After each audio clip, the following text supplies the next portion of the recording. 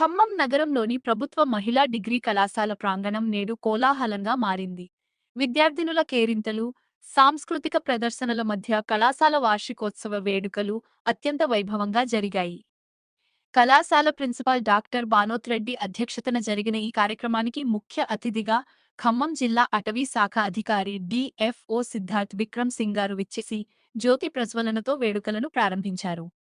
ఈ సందర్భంగా సిద్ధార్థ్ విక్రమ్ సింగ్ గారు విద్యార్థినులను ఉద్దేశించి ప్రసంగిస్తూ, మహిళలు అన్ని రంగాల్లో రాణించాలని, ఉన్నత లక్ష్యాలను నిర్దేశించుకుని వాటిని సాధించే వరకు పట్టుదలతో కృషి చేయాలని పిలుపునిచ్చారు.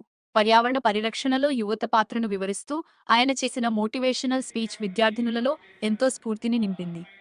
ప్రిన్సిపాల్ డాక్టర్ బానోత్ రెడ్డి గారు కళాశాల ప్రగతి నివేదికను చదువుతూ విద్యార్థినుల సర్వతోముఖాభివృద్ధికి అధ్యాపక బృందం అందిస్తున్న సహకారాన్ని కొనియాడారు. అనంతరం ప్రతిభ కనబరిచిన విద్యార్థినులకు అతిథుల చేతుల మీదుగా బహుమతులను అందజేశారు. ఇక వేడుకల్లో ప్రధాన ఆకర్షణగా నిలిచిన సాంస్కృతిక కార్యక్రమాలు అందరినీ అలరించాయి. విద్యార్థినులు ప్రదర్శించిన జానపద, శాస్త్రీయ నృత్యాలు మరియు సామాజిక అంశాలపై వేసిన ఆటికలు ఆహుతులను మంత్రముగ్ధులను చేశాయి.